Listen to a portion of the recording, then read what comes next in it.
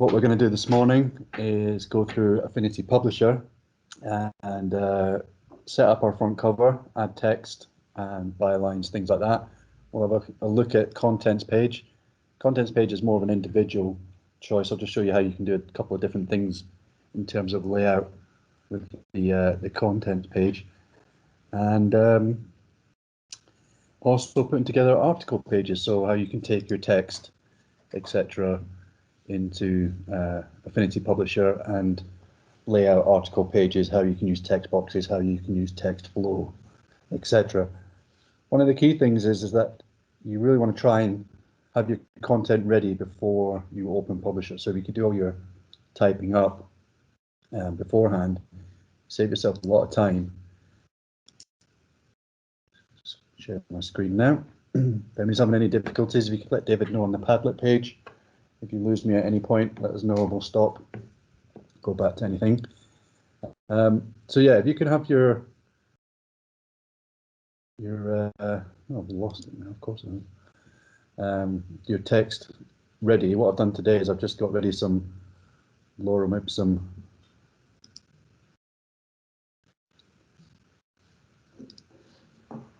text. Just bring this up. Some lorem ipsum text. This is 1,000 words for one of the articles, just to show you how the article lays out. So I've got that ready, and I have images ready. I've got my front cover images, and I've got some sample images from the web that I can use just to show you a few design tips and tricks, etc. So when we open up Affinity Publisher, now before I start, before going further actually, I've been in contact, well, we've been in contact with Affinity, and we've had a chat with them about the difficulties that we're facing, and what we've managed to do is get a 6-month trial version of the whole Affinity suite. So it'll be Publisher, Photo and Designer that we're going to send out to you guys. So you have to go to the Affinity store, put in the license key. It's all under one email address, which is my email address, but there's nothing else needed from that. Just the license key lines up to the email address, and then that's good for about 50 licenses. So it's really, you know, it's down to you guys, please, just to make sure that you use this appropriately. You don't share this out with other people, because we can sort of tell where it's going and things like that, because it's tied to my email address. So I'll get those out to you, but it will give you the 3 programs for the next 6 months, and after which they'll stop working. So that was very good of kind of Affinity to do that, to allow us for you guys to do your projects, to do your editing, to do your magazine stuff at home, regardless of what happens in future, because you haven't quite got the access or any access to the library computers, the computer labs, and the virtual delivery of the Affinity that IT promised worked in a roundabout way, but it was quite technical and quite difficult, and it wasn't guaranteed to work on everybody's bandwidth. So this is just easier. This is easier just to get a 6-month trial, you know, full access to the software, and you'll be able to get your work done. Right, so setting up my document in Affinity, I'm going to click on New Document, and it's going to bring up my template screen. And I'm going to start at Print, select A4. Down the side here, I'm going to make sure the DPI is at 300. Okay, now we're not printing these out, but we want them to obviously take in good quality photos and produce a good quality PDF. Number of pages, I recommend just like chucking a few pages in. You can add and delete pages as and when you want, but I find that sometimes having a flow of pages down the side is quite helpful for me just to see on the layout. And what I've ticked there is facing pages, so that the double pages will act like a double page spread. It won't just be a column of single pages, it'll be a single page, double page, double page, double page, etc. So that's really helpful in laying out double page spreads for articles or contents pages. Include the margins and bleed. The margins are at 25mm, which is it's a safety net for print. But because we're working digitally for our PDFs, you could go ahead and change those to 15 or 10, whatever suits yourself. You'd have got a bit more leeway as to where you can put things near the edges. So I'm just going to click create there. So that's the margins, the blue margin. And in print terms, that's the safety zone of where text can be placed so that it doesn't get cut out. And you can see here, if I just zoom out a bit, I've just got a few pages laid out, double pages. I'm going to start on my front cover.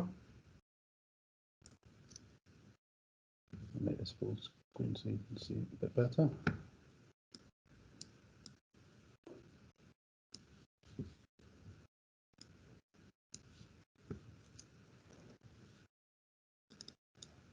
And the first thing I'm going to do is going to find my image that I edited last week and drop that onto the page. So you can place images, you can drag and drop, you can go to File and Place. Again, there's lots of ways of doing things. And you remember last week I said that I wasn't going to crop the A4 then and there in photo because I wanted to have a bit of leeway as to where I could place this on the page. And as I discussed last week, I want to use this grey area of sky and cloud to put my magazine title, the masthead. I'm just going to walk towards the borders there. So the white line is my page border, making sure that everything, yeah, that's looking a bit better. I'm just going to scale that down. Okay, so I've got my dark area here for bringing in text and other images.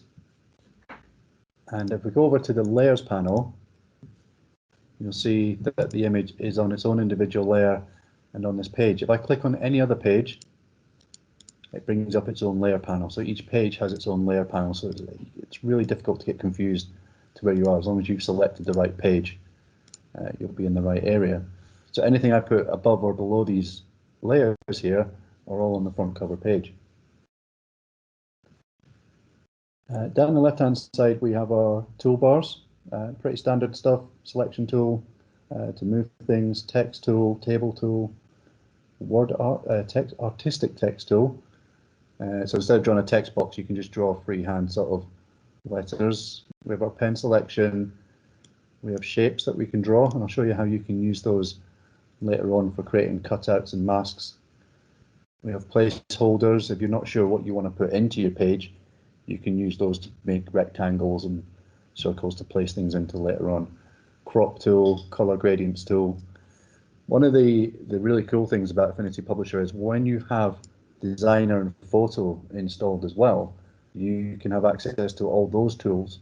So if I place my image and then I'm thinking, oh, I could just do with adjusting something. If I click on the Affinity photo icon up here, I'm immediately transported into the photo persona, and we have all the tools here. So I don't have to come out the software, rework the image and go back into the software or resave it. I can just tweak that JPEG within the magazine layout itself. You're right, Andy, it is cool, yeah. So again, that's just a nice way of increasing the speed of your workflow, keeping everything contained and not getting confused, so you don't end up with, you know, in your image files, you have front cover image 1, 2, final, final, final, absolutely final, because you've had to go keep making little tweaks. You can do that within Publisher. Okay, I'm just going to bring in my other image because I want to lay out the image, my PNG file. Remember, this was saved as a PNG in order to retain the transparency. So we did the cutout last week, and I'm just going to place that. So remember, our front covers need 2 images.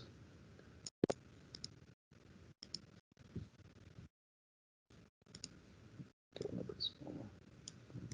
actually going to move that up a bit so I can put a little color bar down the bottom. There we go. So again, this is on its own layer.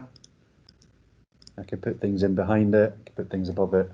So by doing it as a PNG, it's retained that transparency, and it's just giving me just that one piece of image that I want to use on there. So now I'm going to start building my cover, and I'm just going to put some random words, etc. in. I'm not going to worry too much about it because of the time I've got to get through this. So I'm just going to draw out using the text art tool because I'm just making a title. And just call this photo. And from there I can then select a nicer font, a better font, more creative, something a bit more adventurous, just to bring viewers into the font. Now I've got to choose one, haven't I? It's really hard to see through these visors. All I'm seeing is my own nose and face.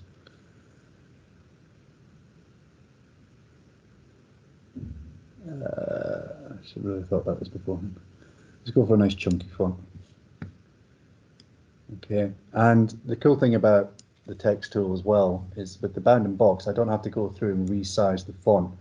If I'm clicking and dragging the side handles, the blue dots are the side handles, I can actually increase the style of the font. You'll see the font size increase. And if I bring up the character palette, which is over by layers here, then that's all increasing for me. So then I can then go in and do minor tweaks if I want to. But one of the cool things is it's just that it's working with the fonts, and because it's a text layer as well, it's vector.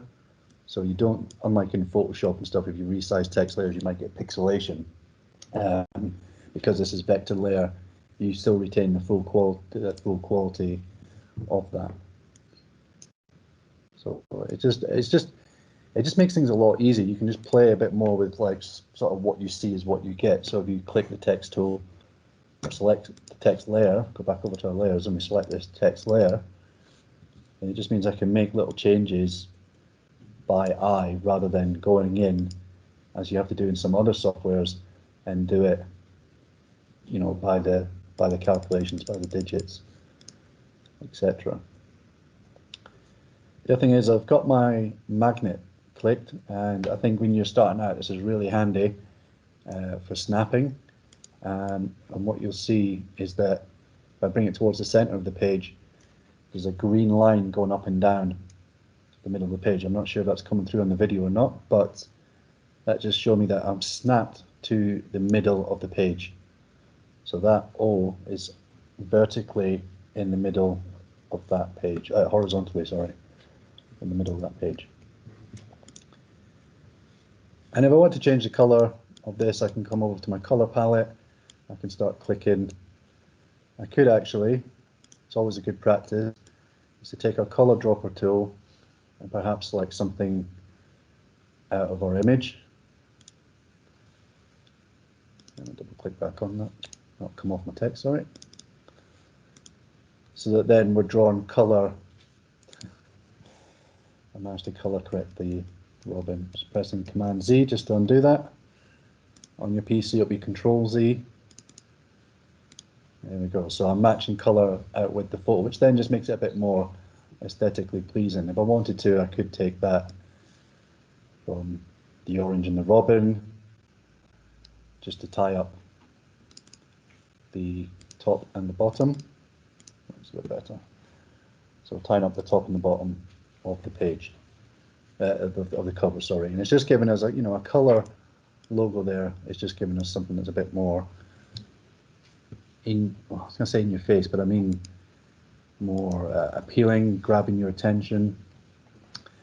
And then if we, let me minimize this. If we come over to our layer effects,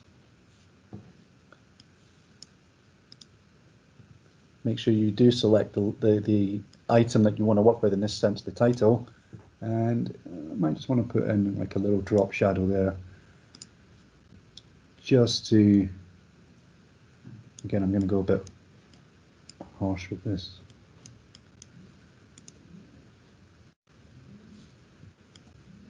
Just to add a little bit of shadow there, just to make it separate from the page. You don't always have to. Sometimes having just plain color text works well. There's not a lot of it there. There's just the slightest hint, just to lift it from that sky. So we've got our two images on. We've got our title, and we need some other bits and pieces. One of the simplest things we can do is create a rectangle, and so my fill color is still the same from this text, which is what I want. I'm just going to come down here, and I'm using this white outline here. This is my page. My image is slightly over. If you ever want to see what it looks like, just go to, where's the view mode? There's the preview mode. Where is it? There it is, preview mode. It cuts through to show you what it's like without the bleeds and guides. Okay, so I'm just going to draw a rectangle here. Again, this is just a basic cover setup, and then this time I'll take a text box.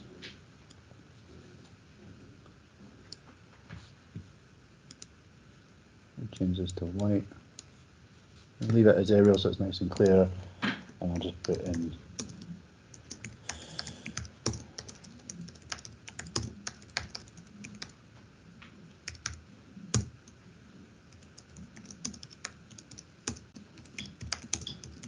some of the information that we need there, and then I could just space that out using my tab key,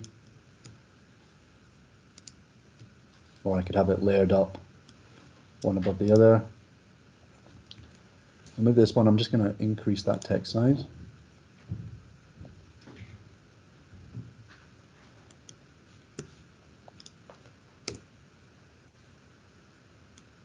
And if it disappears, just increase the size of your text box. Nothing deletes, it just gets hidden. And I'm going to decrease the leading there, which is just the lines, the gaps between your lines of text.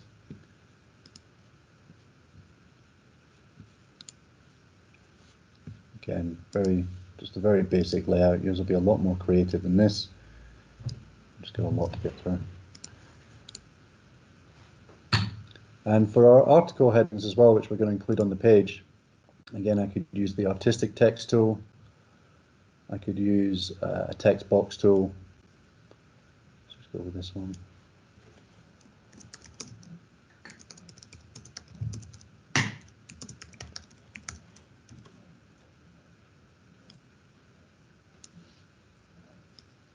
The two text tools do work slightly different, so you have to hit things like return when you're doing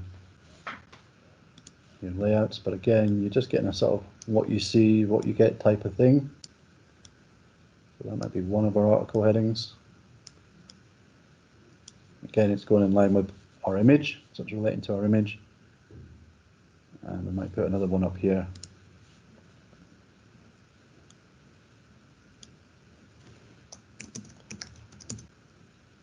It's still formatted for the last text, so that's why it's not showing, but I will come back to that in just a second.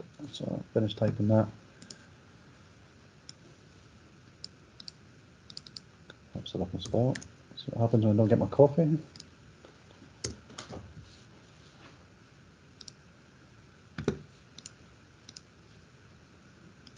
this one I'm going to justify over to the right and have it just about here. So again, it's just something relating to our pictures, what's going on, and then I might include something else about maybe the Instagrammer that you're doing the article on, or one of the fake articles, etc., just to pad that out with as well. Okay, so that's entirely up to you. Again, you can be slightly more adventurous with the colors. Using your effects layer, you can do outlines. You can change the color of this.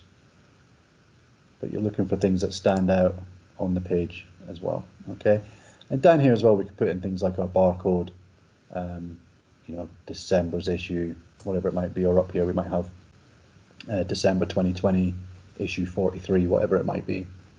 So there's little things that you can add to make your front cover look more realistic, more professional. Not the biggest fan of this one at all.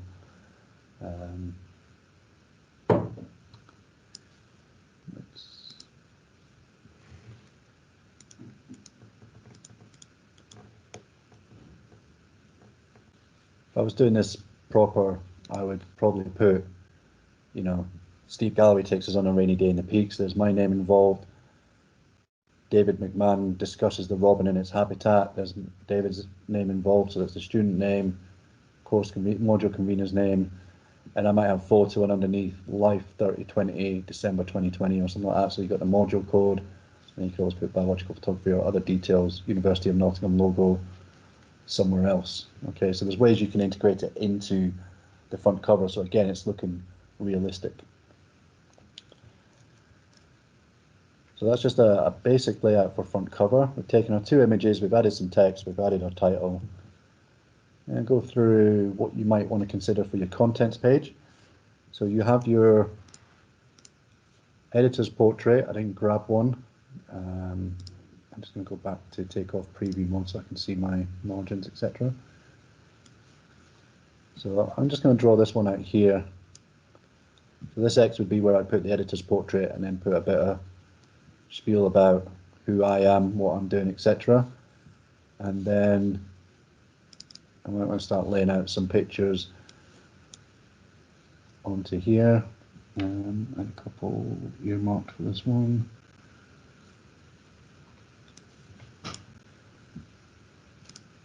So again, you know, make sure you're on the right tool as well. So again, make sure that you know, you have your images ready, you have them thought out. Your contents page images have got to relate to the article, but they're not to be one shot for or used in the article, not to repeat. So again, we could go for a I don't know, a grid view, or just have them in their normal aspect ratios. With your image selected, one way of getting a nice outline is to then come up to stroke, and you can change that line there. So I mean, this is going well over the top, not something I'd advise, but just to show you what it was like on the video. So that's just adding an outline to the page. So if you were doing a sort of grid structure and you wanted little borders around your images, it's this stroke option here. The other thing you can do is you can put your images into shapes. So say I didn't really a rectangle here, I wanted a circle, I wanted it in a circular mask.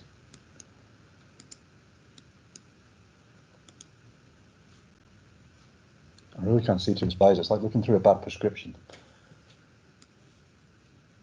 So I'm just going to draw my mask now. Unfortunately, because I've already got fill selected, I've just got to take these out.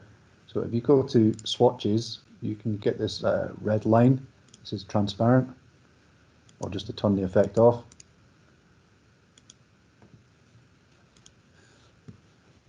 So I've drawn my circle.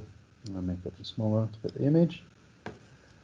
And to keep the proportions, if you hold down your shift key and you resize it, it keeps its proportions. I'll lay it over that picture. And I'm going to come over here and I'm going to take my picture and I'm going to just take it just to below the layer. And what I'm looking for is I'm looking for the grey line to be not fully across, just from the thumbnail under, and it now masks my image underneath this shape. If I select that image, I can resize it to fit the full shape. I can move it around. So creating clipping masks, you can do this with triangles, squares, stars, whatever you might want to do. Thin rectangles if you wanted columns of images with the numbers underneath. This is the way you can do it. If I then select the layer as a whole, I can then move that around anywhere I want. And I can always come back and rejig the positioning or the size of that image in there. So it just gives you a bit of choice in terms of what you can do with your pictures and your images. And then we can use the word art, the text art tool, create a number and place it nearby. And if we do that quickly, let's say it's going to be on page 12, just that right down.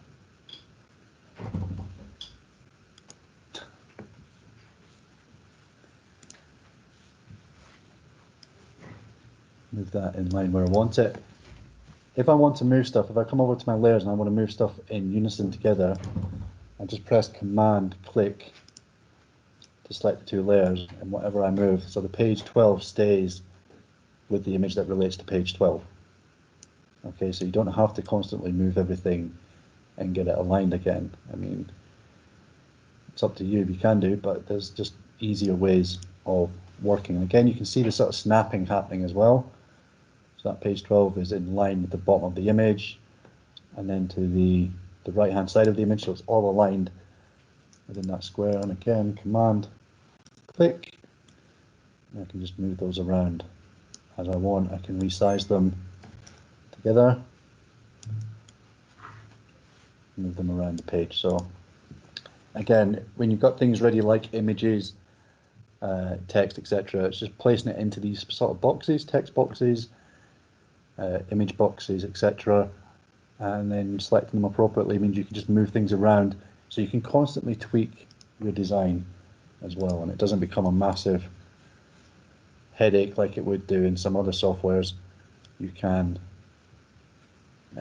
move everything together quite simply. The other thing to remember about these double page spreads as well, is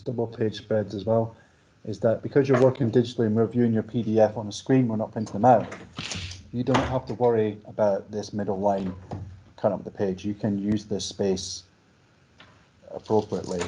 The MSCs, for example, when they do their magazines or their books, will have to give great thought to this, and we will actually include further margins 5mm out the side of this, because they would be printing their stuff and they would have a fold where their images would disappear into. Okay, so working digitally, you don't have to worry about that, because we look it up and it comes up as a double page spread on the screen, so we see the whole thing. But if you're working for print, we would add additional bleeds and margins. So for you guys, sorry, the MSCs, next term, we'll go through this more in depth, and I'll show you page setup, how to account for double page bleeds, margins, etc., so that you've got the folds, where the folds of the magazine go down, so you're not losing anything important. Undergrads, with what you're doing this term, you can just ignore this line and treat this as one big page, two separate pages, however you want to do, because we'll be viewing it as a digital PDF.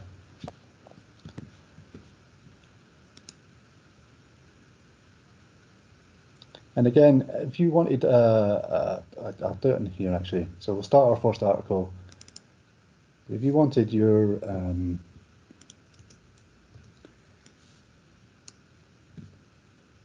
like a background image, you know, you could go full page with these images, and there's different ways you could lay them out.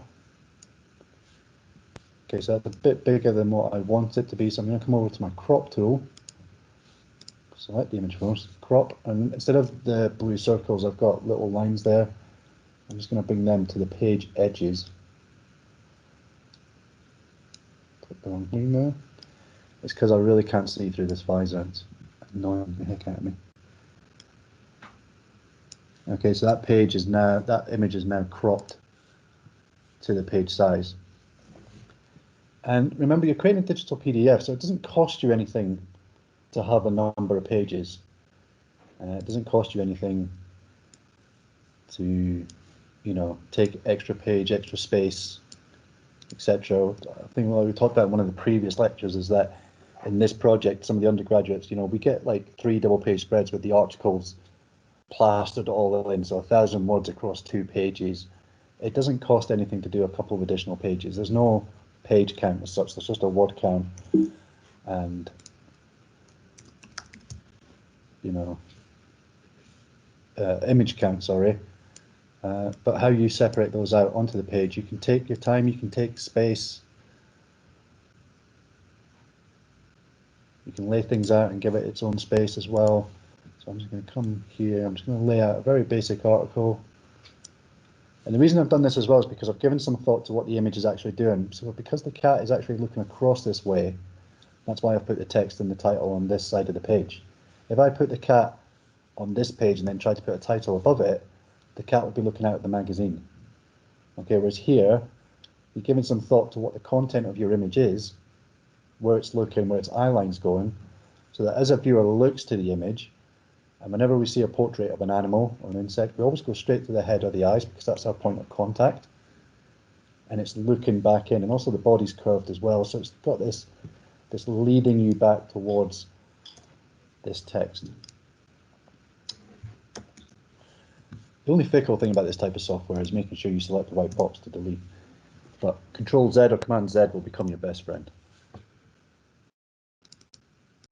So I'm just going to create this is a subheading with some swirl back the article, and I'm typing white. Easily changed.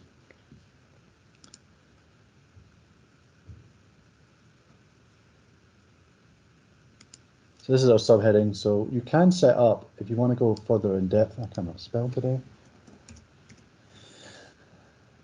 You could set up paragraph styles, body styles, heading styles, etc.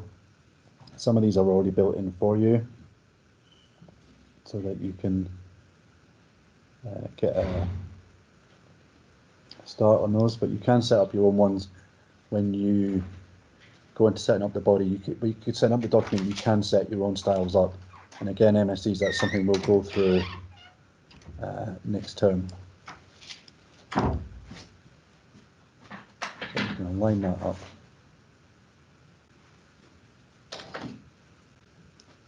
That there, and I'm going to look for some diversity in terms of our font and our style, because your title, your subheadings, and your font, your body font should all be slightly different headings in order, font, sorry, in order to give you that bit of design choice to keep things looking a bit fresh, a bit clean on the page. So I'm just going to change that to a different.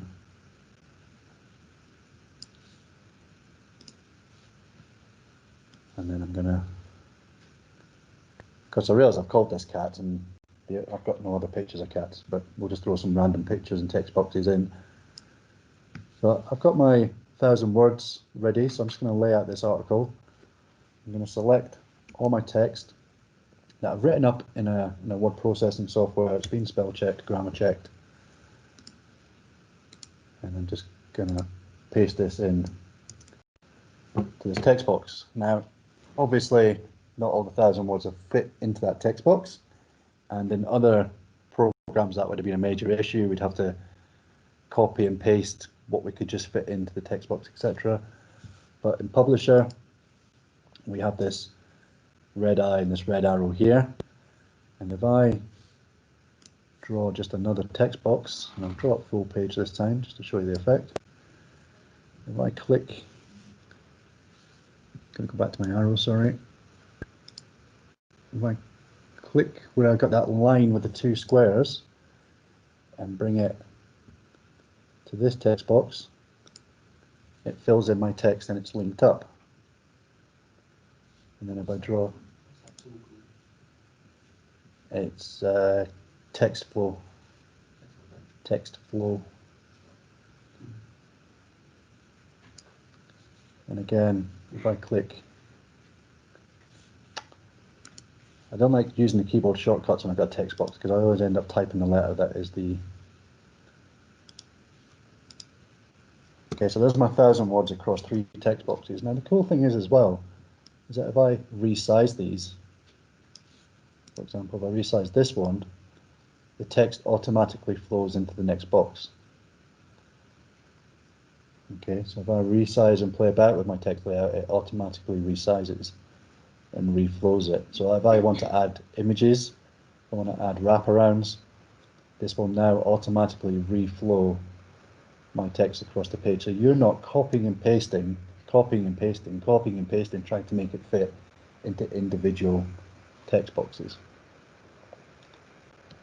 The other cool thing is obviously we don't want masses of text, and there's a very simple column tool over here, and I can then break that text up into columns just by the click of a switch, click of a button even, and again it's reflowing my text there as well.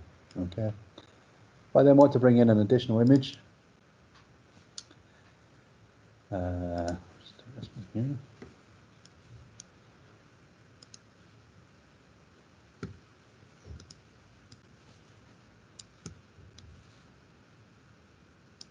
With the image selected at the very top here, I've got my wrapping options so that I can wrap the text around. I can wrap it around the, sorry, I'm on the wrong arrow. And as I do that, it's going around the text, so the text goes all around it. The other thing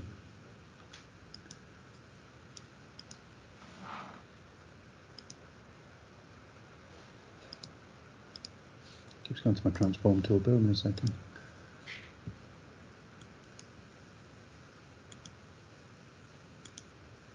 Yep, there we go. So text wrapped options. I can then choose jump. So there's a space there, square, tight, inside, outside, etc.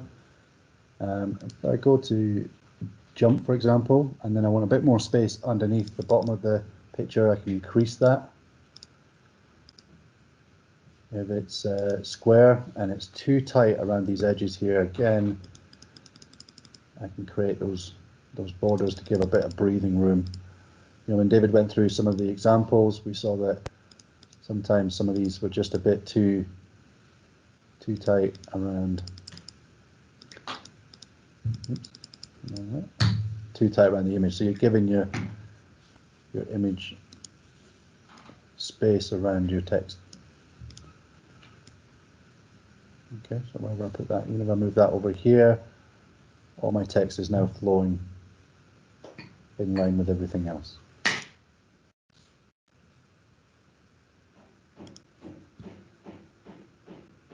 Okay, so that's very basic in terms of, well, not very basic, but that's how you can start laying out your articles. You could change colors here. You could have this in an italic font. You could create a text box such as a pull quote. So if you want to pull out a piece of information from the article, for example, I'll just do one now quickly. This one's got black text selected. Just say I want to write something, for example.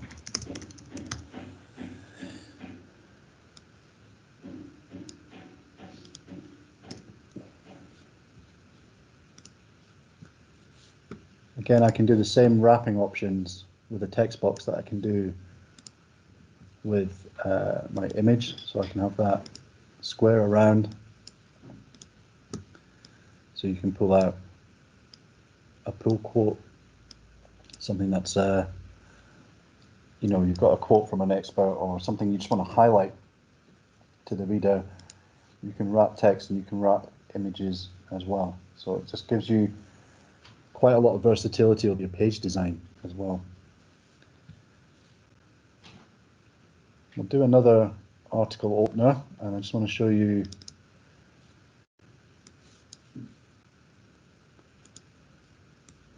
for example, we've got this image here.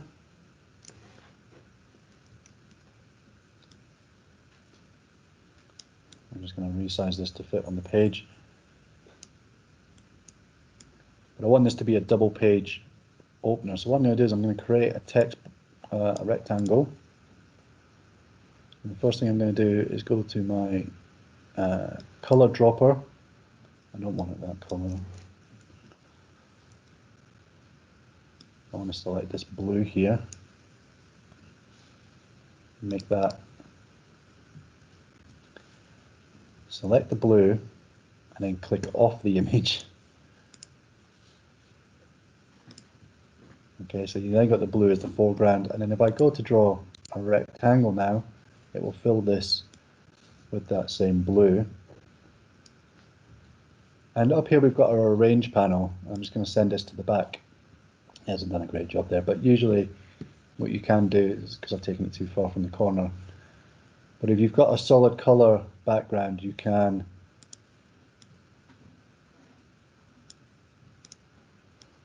bring that out into the same or similar color. I'm going to change that slightly. So I'll take that from the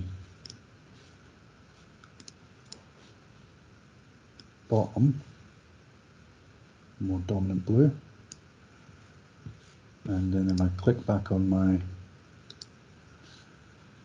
and then what we'll do is we'll just move this over here so it looks like it's fading in from the corner. So you can see there that it blends a lot better. And then again, we can start laying out our text. So if you shoot something against a background that doesn't quite fit the image and it's a color background, say something you've done in your home or whatever, you can sample the color draw a rectangle and have that as your background as well. So it just means you're getting more of that of your images blending in with the page design.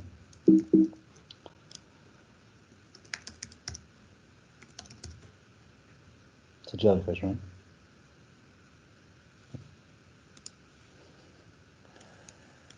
Okay, so then it just becomes like, it's like you've shot the image for the double page. You could do this in Affinity Photo beforehand as you're editing it. You could make an A3 sheet, blend the colors in with the brushes, etc. And then what you could do as well is then go to photo, and if we don't like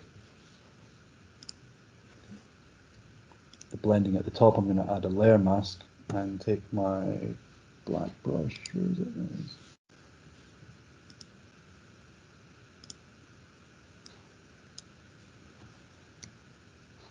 And I'm just going to start painting it. So we've talked about layer mask before, but I'm just going to start blending out those darker edges so that the image sits a lot nicer. You might not be able to see the subtleties of this on the screen. It's not the best brush work. I don't actually know what brush I'm on. I'm on a pencil brush, that's fine.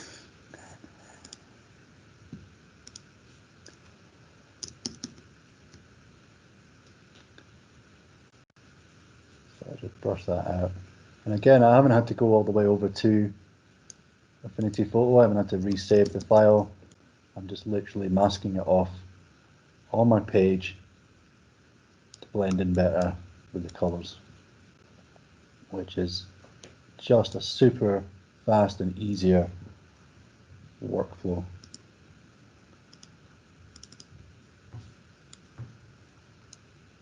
Go back to life.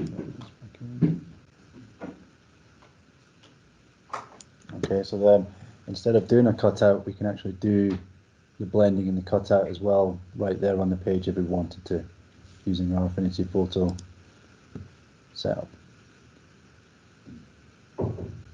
Okay, so there's ways that we can lay out our articles, use full page, text wrap, smaller images if we wanted to.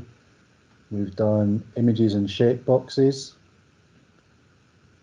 We've got placement holders, so we know there it's going to be our editor's box later on once we've done our portrait, thought about what we're going to write.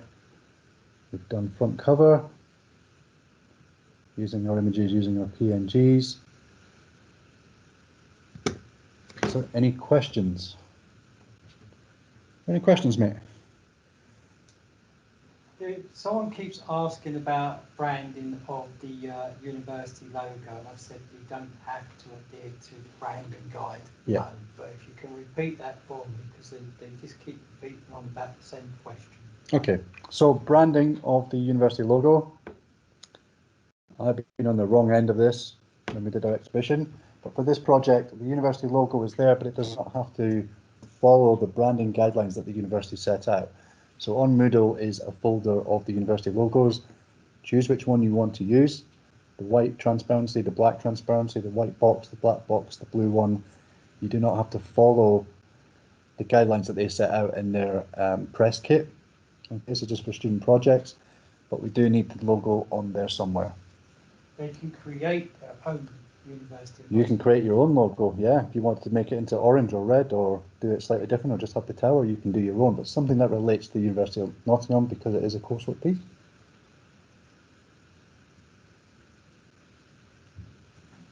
No, everything else is all good, mate. Everything else is all good. Brilliant.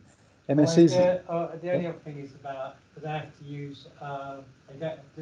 use Affinity Publisher, which is no. No. But you might need to say about file size, sending in file sizes. Yeah. So you don't have to use Affinity Publisher at all. No, it's just the thing that we demonstrate and we provided for you. But if you're using something like InDesign or any other software, it's just about being careful of the file size that comes in. Okay, every year we get a mixture of file size PDFs between 5 meg up to 500 meg, and it's just very strange. But if you go to your export, I'm going to ignore and continue because I don't need pre-flight because I'm not printing it. PDF digital high quality, 300 DPI. I mean, I could bring that down to 140 if this file size ends up being too long. Make sure that your area, and this includes any desktop publishing software that you're using, that you are using spreads, and that will keep your double pages together. Okay, so this comes out at about 11 meg. That's fine. That's a good size. Up to 20, 40, that's fine. Again, like your portfolio last year, we're not looking for PDFs that are hundreds of megabytes big. Remember, this has got to go through Moodle, and its limit is 250. So, you want to make sure that the system can handle it as well. If you're struggling at all, just take this DPI down, take it down to 240, take it down to 140. It'll still look great on a screen. Okay. All good? Andy, you had a question? We'll take one from the audience. Could you briefly explain the difference between using, when you're masking, like in this page that you've got here, the difference between using the background and the foreground, like black and the white brushes? It's something I've never really fully understood. Just briefly. You didn't do the Photoshop workbook. I went into depth about that one there. Oh, dropped himself in it. Okay, so when we're masking and we're working on this layer, this little white icon here is the mask, and all it is a white layer. I can create it black as well. I can press Control I or Command I and invert it, and all it's doing is it's hiding the image that it's attached to using black paint and showing the image using white paint. So instead of deleting pixels, in which case I've lost them and have to undo, I'm literally using white and black paint to hide and show what I want to on this layer. So if I come back to this mask and I've now got white paint, You're just using a brush rather than erasing it. I'm literally just using a brush. Yeah. So I'm using a brush, I'm now back in white. If I start painting that in, that's where that dark gradient then comes back in. So I'm showing it. So this icon here, I'm now painting in white. Press X to go back to my black paint. And now nothing's working.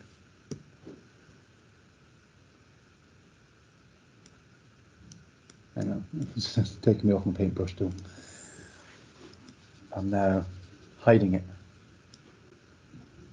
Yeah. Okay, so black and white paint, it's just on the mask. It's just like using an eraser and then bringing it back, but you're not losing anything. You're not losing any information. It's all there for you to. So if you do a cutout and I come back and say like along those edges there, it's a bit iffy. Using the white paint, you can see the preview already. Using the white paint, I can just bring in back in the edges. But if I'd used the eraser, it had been deleted and I'd have to reload the photo. And sometimes I just find it easier to, for something like this, just to pin that out quickly, then go into photo, create a PNG and bring it in. It's just another method of using it, just to blend it all in together, because I can see what I'm doing. And if I make a mistake, switch to my white paint and I bring it back. So where there's like these blending lines, I can actually use a softer brush. Hardness is up to 100 here. If I use a softer brush, it just blends a lot better as well, so it doesn't look like a rigid cutout. I'm literally just painting. And for some people, being able to see it in that mindset of masking it with like a white and black color and a brush, it's almost like drawing around what you want to show, what you don't want to show. It's just then doing selections, cutouts, bringing in transparent files. There's about 5 or 6 ways of doing the same thing. This is just one of them, but it's just one of those things that if you did a cutout and it wasn't quite right, or there was a bit of color blend because you had a little bit of blue left from the jellyfish and the color picker didn't quite pick it up properly, you could then use the masking tool just to tidy that up.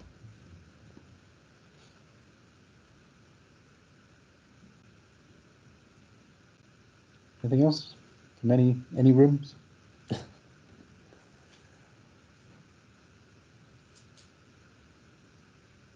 Okay, so we've done the export.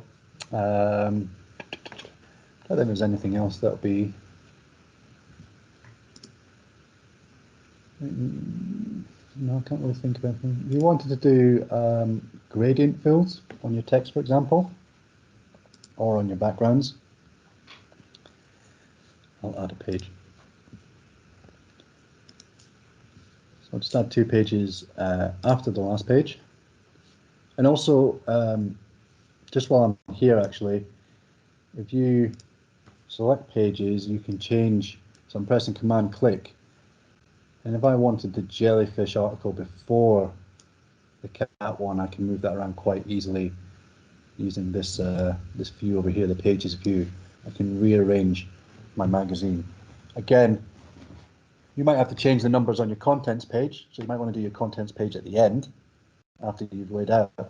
But if you decide, for example, well, actually, I want them to read my Instagram article first, I can move that first. I can then put some of the portfolio pictures in, then I'll put the science communication article in. It just means you can change the flow of your book quite easily as well. So you can work on the different articles, work on the various pages individually, and then you can tweak the page order later on. Just remember to go back to your contents page and change any numbers you might have done. But like I say, it might be best for that to be your final job, is to put your contents one in. For you guys, in the more advanced class, there is a table of contents option which relates to the titles on your pages, etc. But we'll go through that more in depth next time, because your magazine will be much, much bigger. Much bigger. Way more than this. They've got it easy. Okay, so back to Publisher. And I'm going to go to context.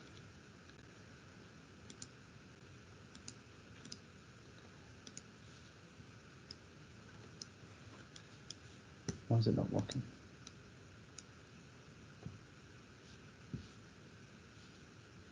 Oh, it's not working because I need something to work it on. See, lack of caffeine. See what happens? One job. You had one job. Your fault. One job. Real mate would have gone and got me a coffee by now, but you know.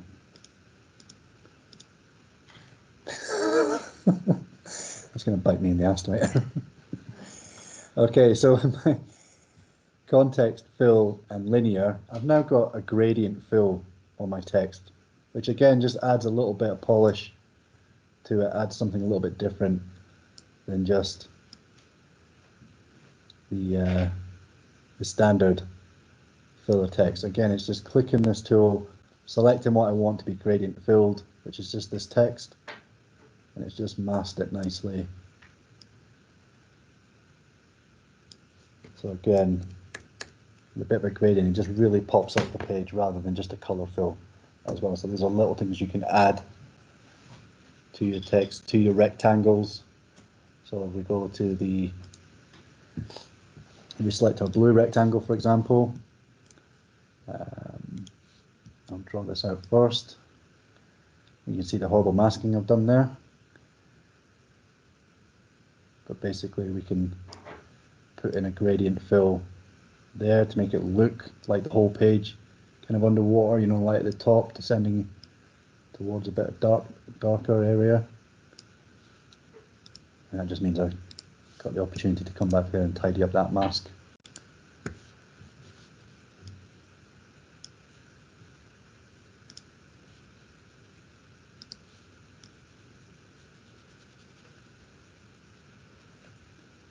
Again, I would take my time doing this a lot more, but all we're doing is, but even by using a gradient, we're just adding that extra element of, so what I'm looking for, immersion. Okay, so this now looks like this double page spread is actually being photographed underwater. We've left all this negative space, but we didn't. We started with a portrait image, and we've created that effect, lighter to darker blue, to give that impression. Okay, and I can come back and I can move this image over a little bit. I can put this anywhere now because it's masked out. Even rotate it, resize it.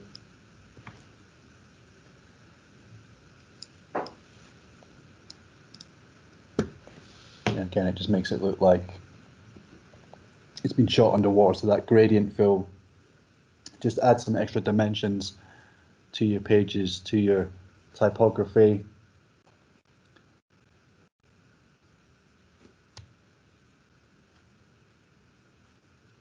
Anything else?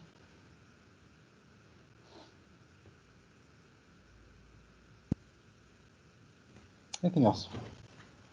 No, they're very quiet at this end. I think they might have all nodded off. Oh, cheers, mate. Thanks. Shall I shout really loudly into the laptop? Ask them if anybody awake. You all awake? Yeah. I think one person is. Yeah, all good.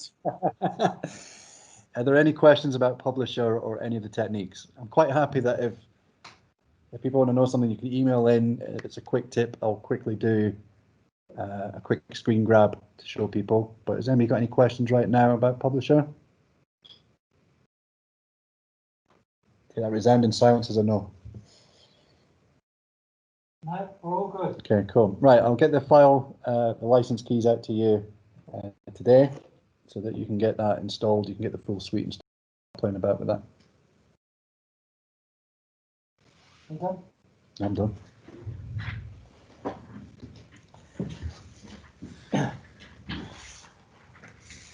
All right then, it's a bye from us then. So I hope you enjoyed the session that Steve put on. So we'll see you next week. No, I won't see him next week. No, we won't see you next week. We'll see you the week after. But I'll put some stuff up on Moodle for you. All right. So see you later. Bye for now.